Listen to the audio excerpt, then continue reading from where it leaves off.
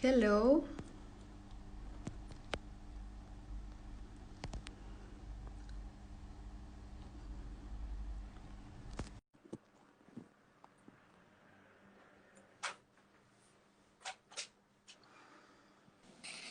Hi, Hi, Marni. Welcome. Sophie.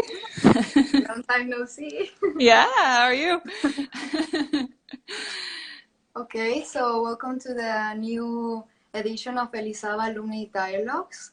Today, Marni, who I met during the master's degree in design through new materials, and I are going to talk about this beautiful topic.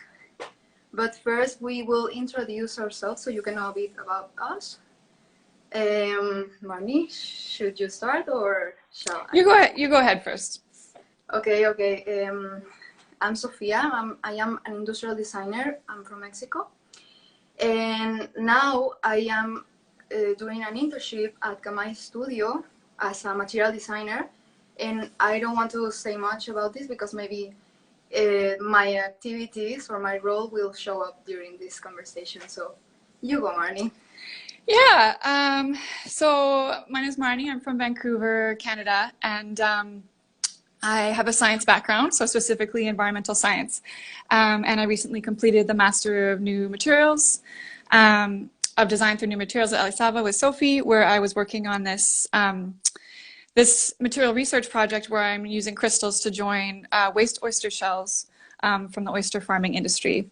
And so what I'm up to here is just sort of working on grants to continue that research and just doing a little bit of teaching.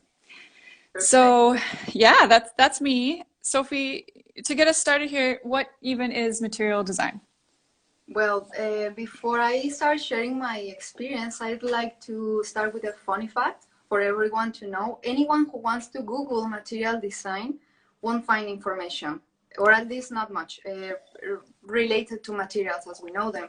And I think this is funny because we've been working and creating materials since the beginning of human history, and our relationship with materials is evolving. And I think this is key for defining the definition of material design.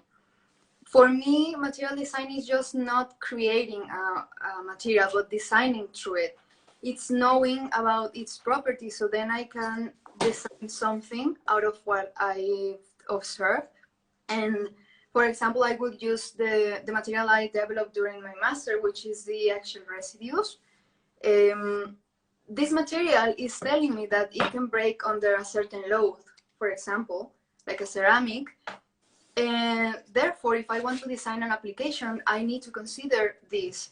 And I won't use it to design something that involves weight bearing, unless I add a material support, you know?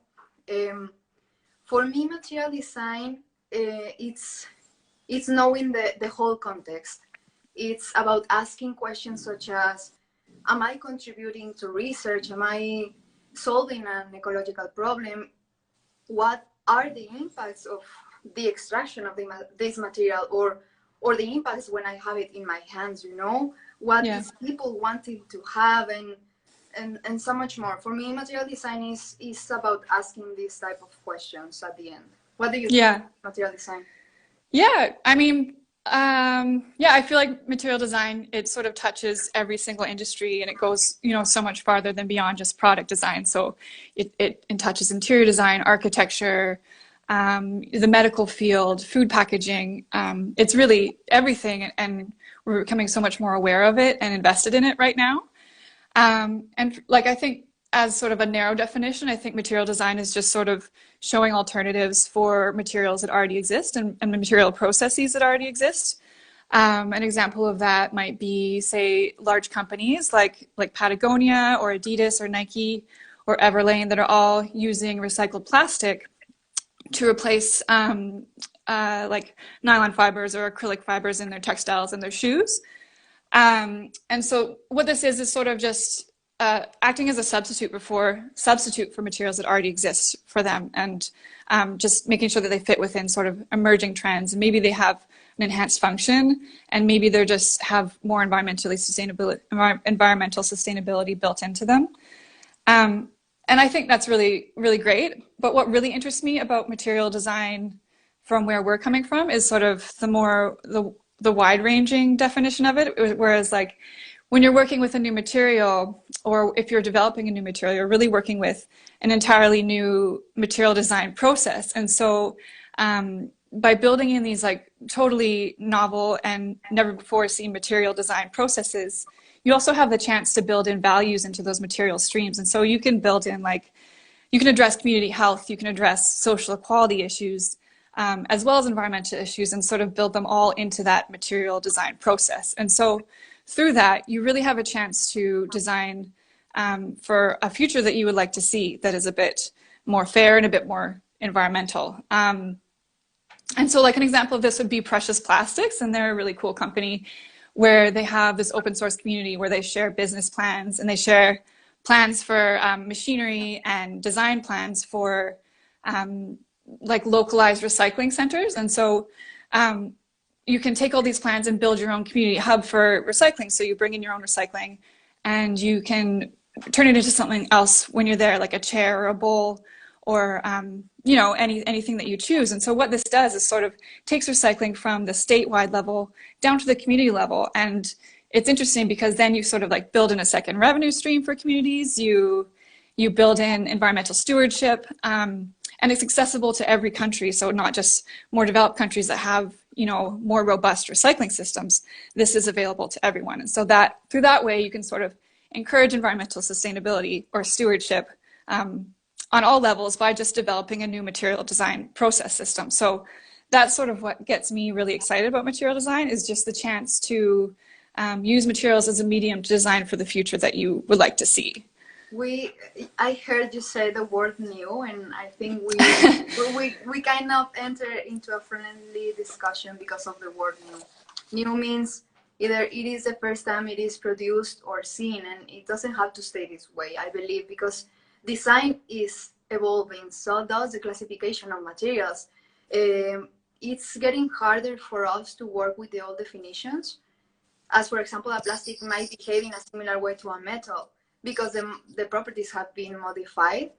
And I don't know, maybe we can classify them in 3 branches, as I read on a book, Materials for Design by Chris Lefteri, where he proposes to divide them in 3 categories according to the provenance of the materials. For example, we have the grown materials, the oil-based, and the mine-based. So then we are shifting from the strict categories, as we know, plastic, metals, and wood, to a more holistic classification, you know? And I don't know, maybe I can give some examples of each category. Yeah. For the grown materials, we find here the most conventional ones, wood and plant fibers.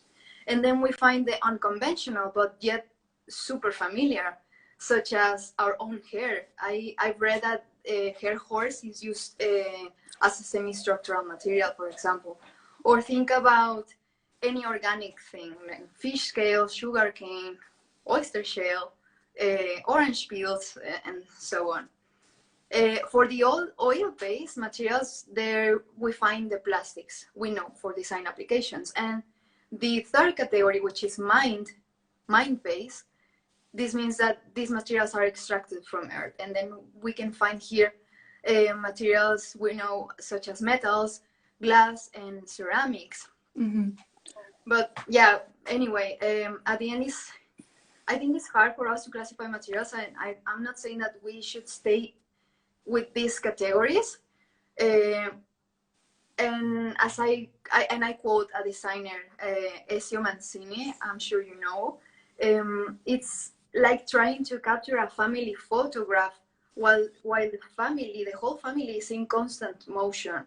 It is the same for materials. And well, anyway, going back to the word new, for me, new is something misleading and makes us think only about smart and advanced materials.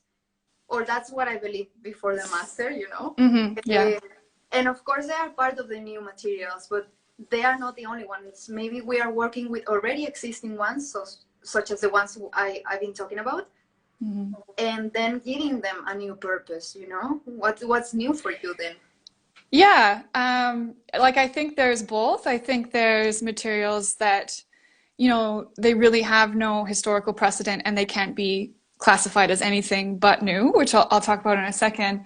But I would agree with you in that there's materials that we're just, they're not new materials, but we're reclassifying or looking at them with a new perspective. And so, these materials might have sort of a traditional or historical use, but they kind of fell by the wayside with the Industrial Revolution and were sort of forgotten about for things that were more shiny or state of the art or whatever. But we find that, I think there's a lot of studios that are addressing those old materials, but with a new perspective and with new technologies and trying to bring them into a modern context. And so an example of that would be in Denmark, there's an island community that uses, they didn't have any wood resources. And so they would use seagrass, which washed up on the coast, and they would collect it and they would pile it onto their roofing. So it would be like a meter thick and they would use it as their roofing substrate. And the seagrass has all these really great intrinsic properties in terms of being waterproof, and all the salt content makes it fireproof. And then after about, it's rot resistant as well. And so it has all these built-in properties, and these roofs for these houses would last for, up to 300 years, which is really quite phenomenal.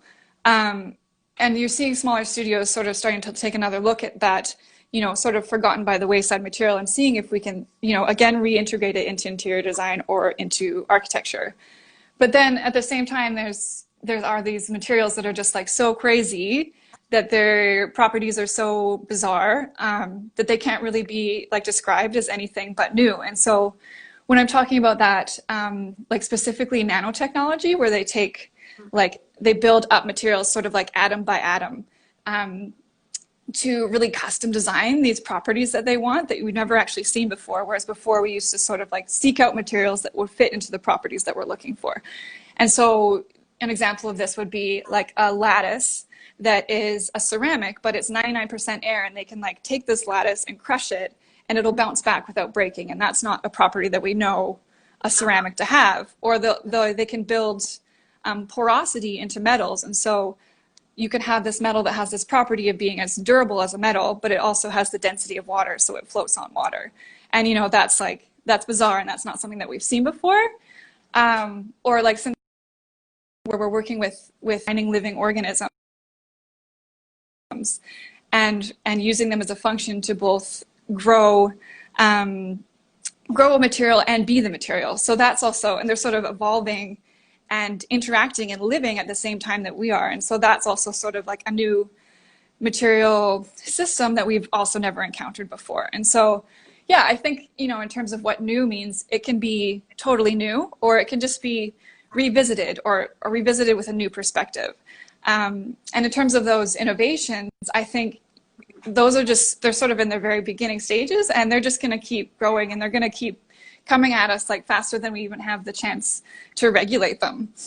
Yes, and you're talking about innovation. I think as innovations and as technology and tendencies continue to grow, companies are finding themselves questioning if whether or not to bet for innovative and sustainable solutions, because maybe this means their whole success, or maybe it's their bankruptcy, and companies cannot afford failure. It's all about how much it costs to produce a new material, to transport it, to sell it, and I dare to say that it takes time to develop and work with a new material. And maybe for companies, this is a waste of money, So small companies and small studios cannot allow themselves to innovate at the end, They cannot afford this failure. What do you think, if there is a role of innovation regarding material design, what the role should be? Yeah, I mean, for me, the word should is really interesting, because I think regardless of whether we want it to or not, innovation is going to make its way into our daily lives. And that's just it sort of just builds off the desire of business to always be showing the next big thing, of industry to always be showing the next big thing. And so you're sort of seeing this kind of research and development happening in bigger companies, like say IKEA, who are integrating nanotechnology into some of their items.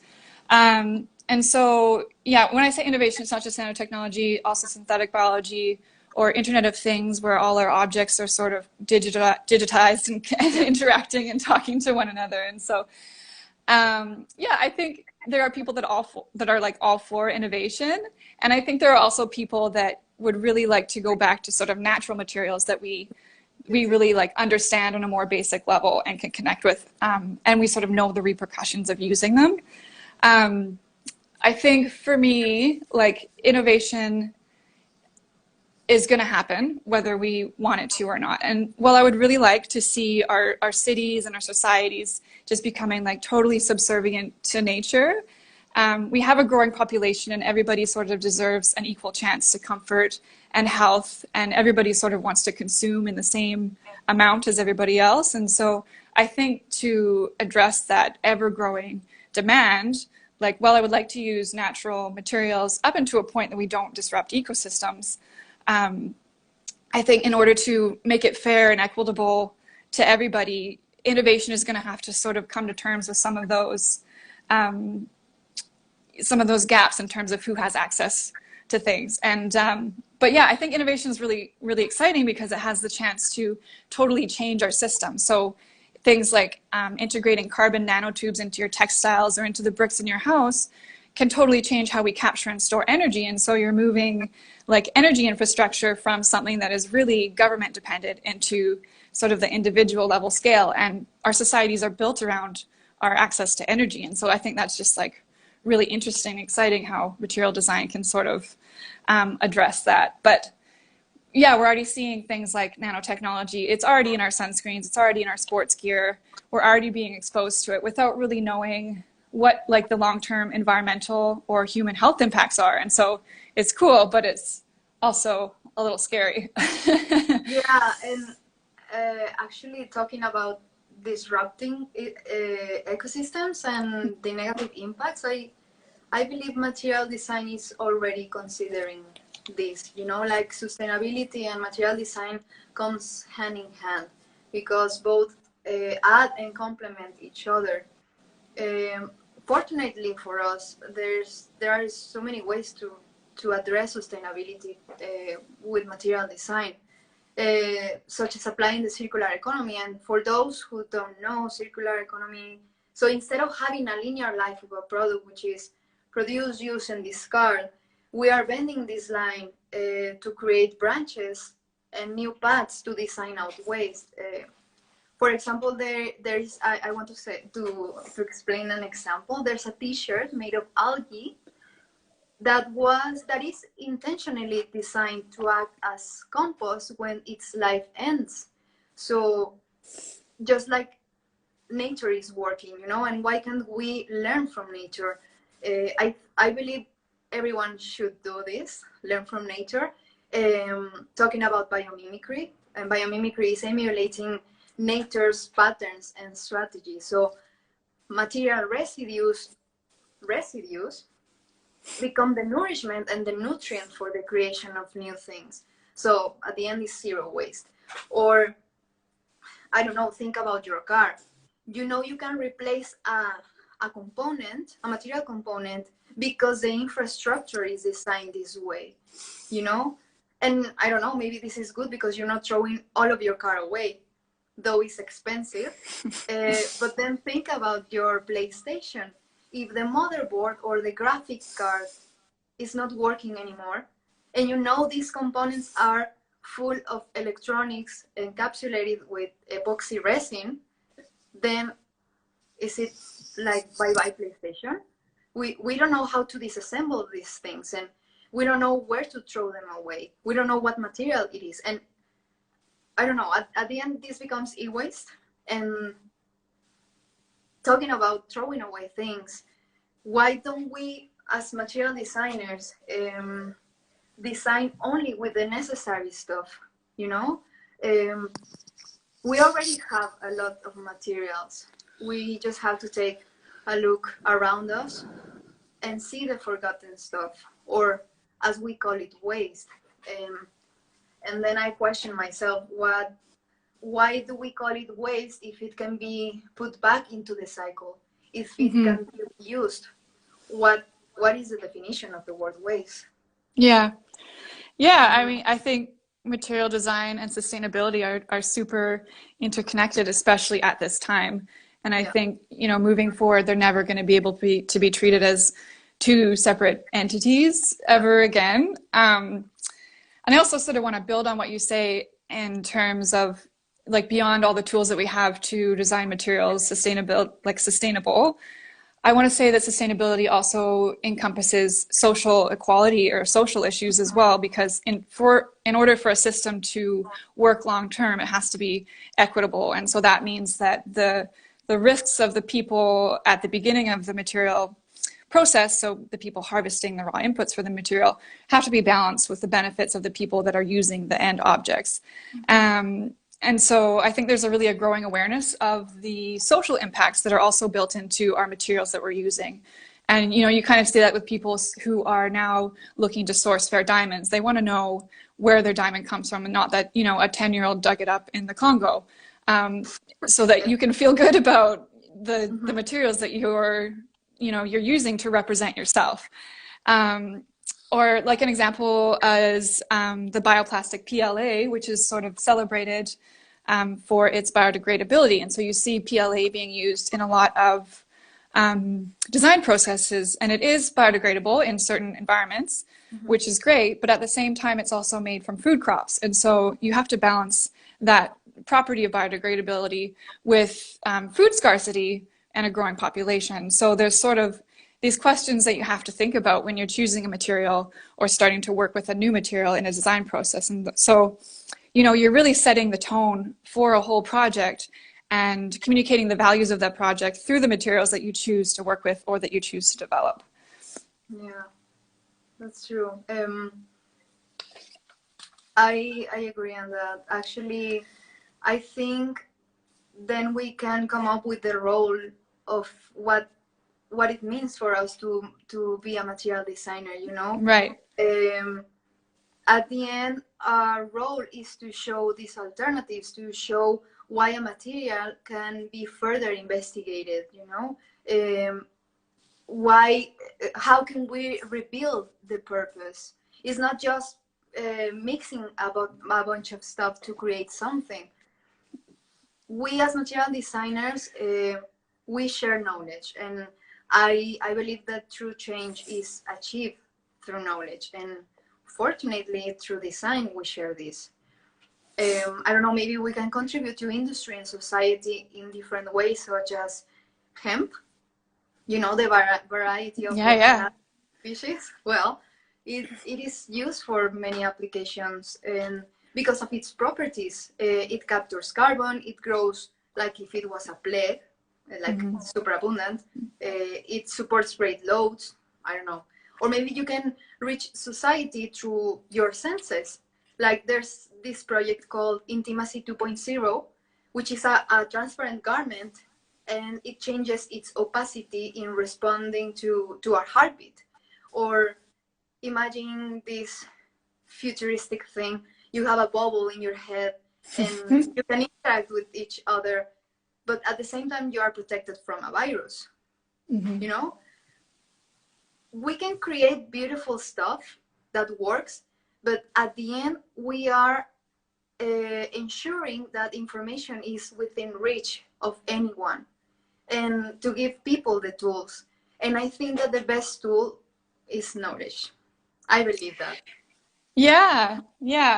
And also, I think material designers, like the role of material design is sort of act as a bridge. So like you said, just helping to inform or to teach, acting as a bridge between design, the design industry and the general public, but also as a bridge between industries themselves. And so a lot of these really technical materials, you're actually working or have the potential to work with big industry who has the research and develop departments, but also academia who has the knowledge and the skill set to sort of really bring material design and material research forward. So, you know, you can work between industry, you can work with big companies in research and development, you know, roles, but you can also work as a small scale company. You see a lot of really exciting projects coming from smaller studios.